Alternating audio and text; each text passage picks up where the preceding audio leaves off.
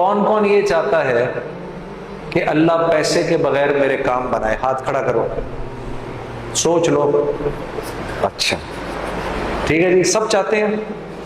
میں تمہیں ایسا اب نسخہ دے دیتا ہوں، بھائی جنید صاحب آپ نے بڑی تقریریں کی، بڑی پھڑے ماری، تو اب آپ طریقہ بھی بتا دیں۔ میں آپ کو طریقہ بتا دیتا ہوں، اور قسم کھا رہا ہوں میں اللہ کی، اگر تم نے وہ کر لیا تو اللہ تمہیں بغیر مال کے پال کے دکھائے گا۔ ٹھیک ہے، اب غور سے سننا میری بات۔ مولوی صاحب وہ قرآن کی کون سی آیت ہے جس میں اللہ نے مال خرچ کرنے کے 6 طریقے بتائے ہیں کہ اس پہ خرچ کرو، اس پہ خرچ کرو، اس پہ خرچ کرو، مساکین پہ خرچ کرو، رشتہ داروں پہ خرچ کرو؟ ایک آیت ہے، کوئی حافظ اگر ادھر بیٹھو آپ کو یاد آ رہا ہے؟ ذرا بتاتے جاؤ، پہلے کس کا نام لیا؟ سب سے پہلے اپنے مال کے 6 حصے کرنے ہیں۔ آج کے بعد جو گھر میں پیسے آئیں گے اس کے 6 حصے کرنے ہیں۔ ٹھیک ہے، غور سے سن لو، جو گھر میں پیسے آئیں گے اس کے کتنے حصے کرنے ہیں؟ 6 حصے کرنے ہیں۔ سب سے پہلے کس پہ خرچ کرنا ہے؟ فقراء پہ خرچ کرنا ہے۔ ٹھیک ہے جی، سب سے پہلے کس پہ خرچ کرنا ہے؟ پھر کس کا نام لیا؟ پھر مساکین کا، جو مسکین ہیں بیچارے۔ ٹھیک ہے، پھر اس کا نام لیا؟ ہاں، یہ عاملین کون ہوتے ہیں؟ جو اچھا، یہ وہ والی آیت ہے جس میں گردن چھڑانے والوں کا بھی ذکر ہے۔ ٹھیک ہے نا، پھر جو کسی نیک مقصد میں اپنے مال کو، آپ کے مال کو خرچ کر رہے ہوتے ہیں نا، ان پر علماء سے پوچھ لینا عاملین کس کو کہتے ہیں۔ یہ تیسرے لوگ ہیں جن پر خرچ کرنا ہے۔ چوتھا کون ہے جی؟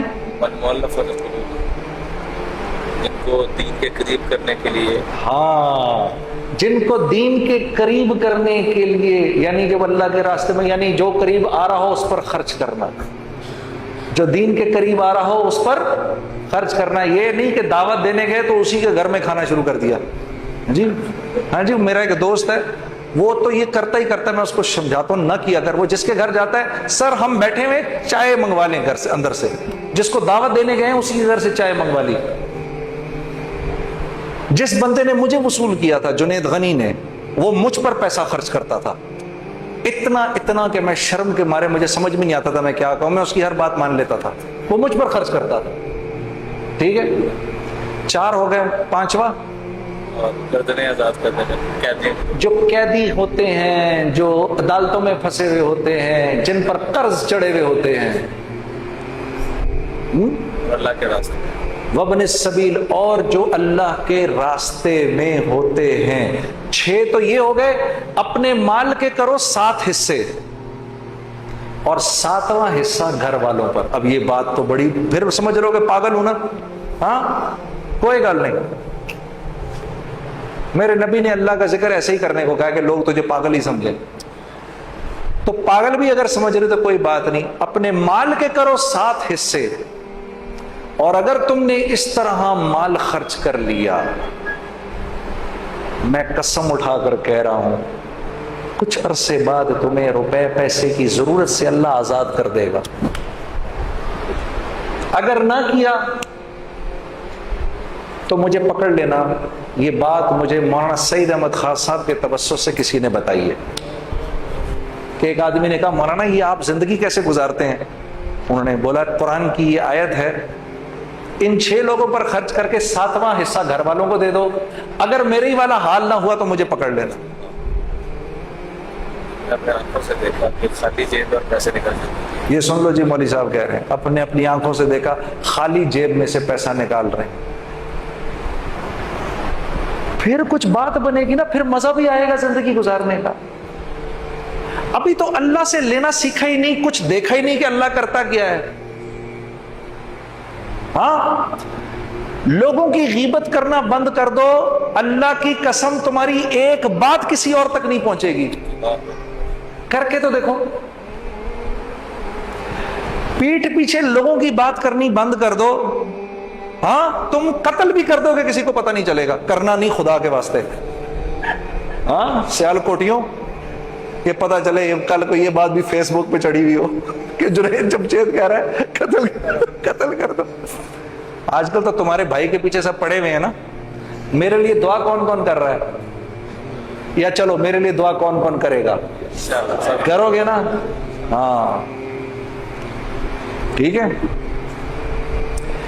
یہ کر کے دیکھو تمہاری زندگی کیا بن جائے گی، اتنا مزہ آئے گا زندگی گزارنے کا.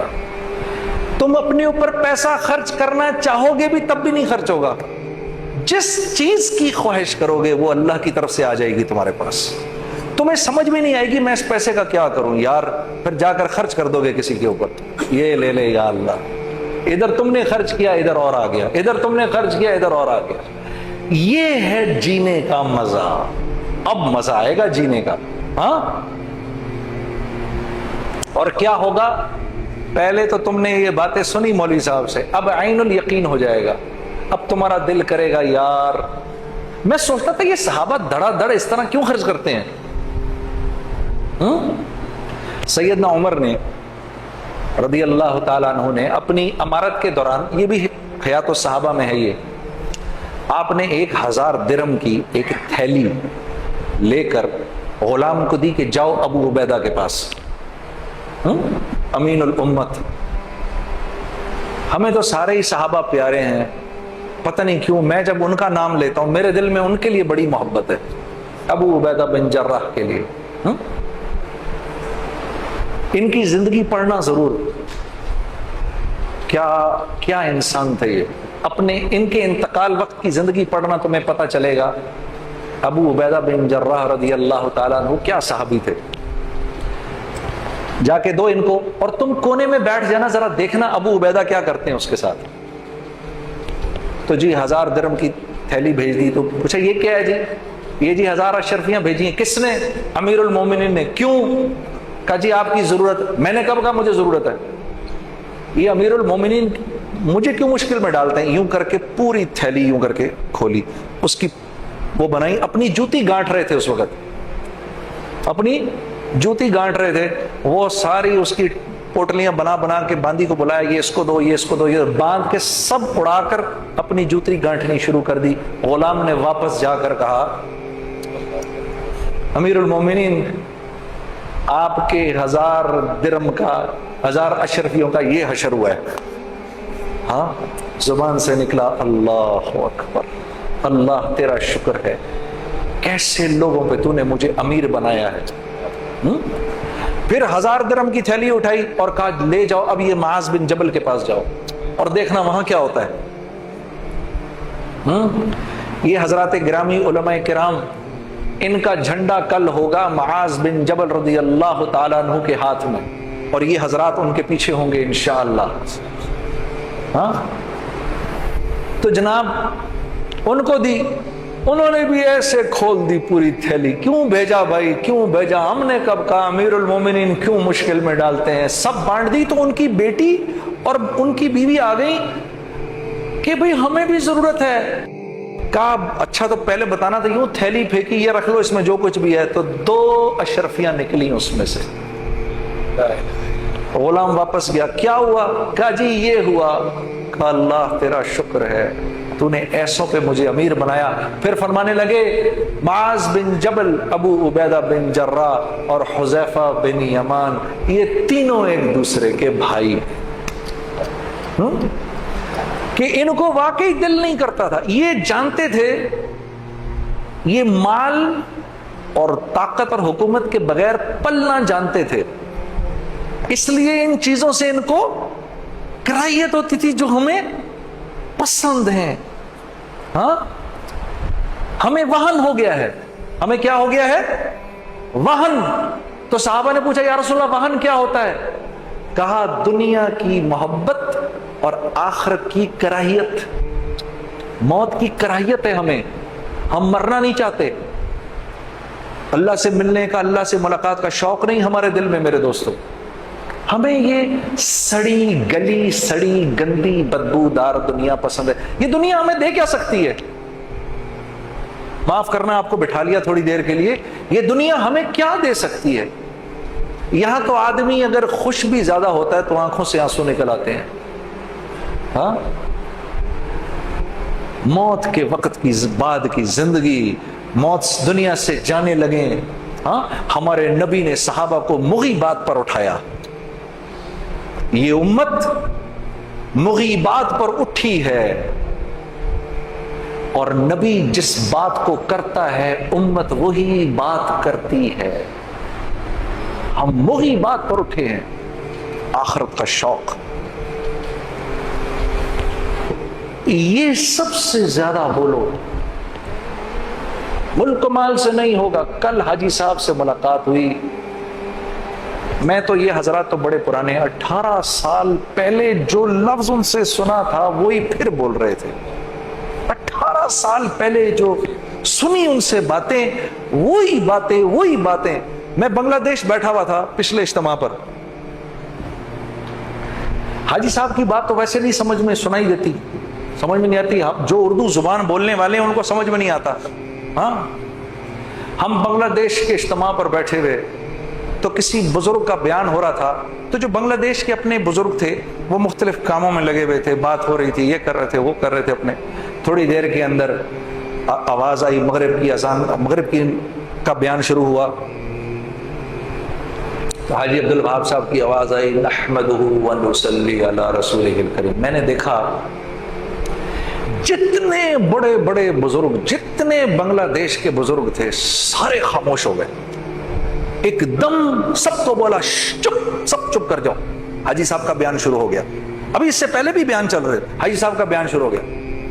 میں اتنا حیران ہوا کہ میرے منہ سے نکل ہی گیا۔ ایک میرے بزرگ دوست بیٹھے تھے، میں نے کہا آصف بھائی آپ کو یہ سمجھ میں آ رہا ہے؟ حاجی صاحب کی بات سمجھ میں آ رہی ہے؟ مسکرا کر کہنے لگے ہمیں ان کے علاوہ کسی کی بات سمجھ میں نہیں آتی، ہمیں ان کے علاوہ کسی کی بات سمجھ میں نہیں آتی۔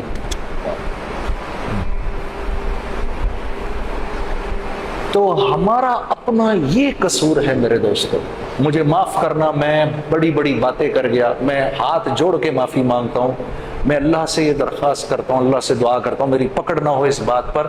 لیکن میں آپ کو ایک غم آپ کے ساتھ شیئر کرنے آیا، آپ کو بتانے آیا کہ باہر دنیا اس وقت کفر میں مر رہی ہے، ان کا کفر ان کو کھا گیا ہے، وہ اپنے کفر کی وجہ سے انتہائی تکلیف میں ہیں۔ وہ کلمہ اس لیے نہیں پڑھ پا رہے کہ جو چیزیں اس وقت ان کے ہاں مقرب ہیں وہی چیزیں اس وقت مسلمانوں میں بھی مقرب ہیں۔ انہیں کوئی وہاں سے نکالنے والا نہیں ہے، انہیں کوئی اللہ رسول کی بات کرنے والا نہیں ہے۔ آؤ ہمارے پاس علاج ہے، ہم تمہیں بتاتے ہیں تمہارے مسئلے کا حل، ہمارے پاس ہے وہ دوا۔ جس طرح میں ان بوڑھوں کو دیکھ رہا تھا، نکریں پہن کر بیچارے چھلانگے مار رہے تھے، کوئی 14 سال کا بن گیا، کوئی 16 سال کا بن گیا، کوئی 10 سال کا بن گیا۔ میرا دل کیا میں اس کو کہوں، میں تمہیں بتاتا ہوں یہ سب کے سب دوبارہ ان کو زندگی مل جائے گی، ورنہ یہ ابھی 3-4 دن کے مہمان ہیں سارے۔ انسان کو اللہ نے اپنے لیے بنایا ہے، انسان کو اللہ نے اپنے لیے بنایا ہے۔ یہ اللہ کو چھوڑ کر کسی اور کا ہوگا تو پریشان ہو جائے گا۔ اس دل کے اندر اللہ کے علاوہ کسی اور کی محبت ڈالو، ذرا پتہ چل جائے گا۔ کسی اور کی محبت ڈالو، ہمیشہ کا روگ، ہمیشہ کی پریشانی تمہارا مقدر بن جائے گی۔ میرے دوستو، اللہ آپ کا بیٹھنا قبول کرے۔ بتاؤ کیا سناؤں آپ کو؟ کوئی نعت سناتا ہوں آپ کو۔ یہ ہے تمہارا امام، سمجھے ہو؟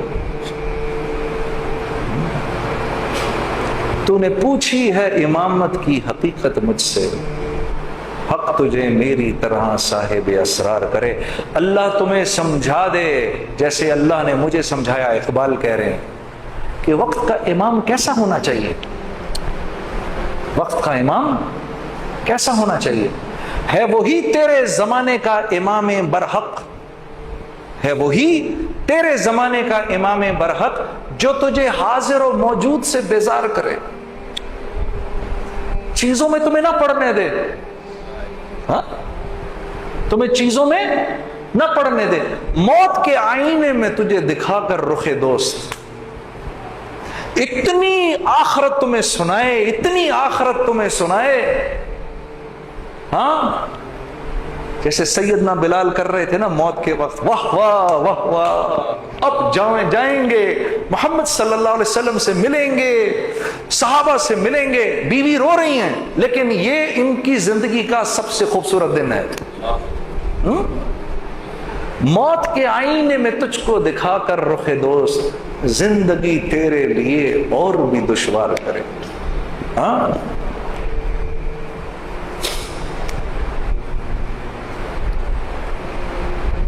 ہاں دے کے احساس ضیاء تیرا لہو گرما دے. جو اس امت کا نقصان ہوا ہے اس کا تمہیں احساس دلا کر تمہارے خون کو گرما دے کہ اس امت کا کتنا بڑا نقصان ہوا ہے.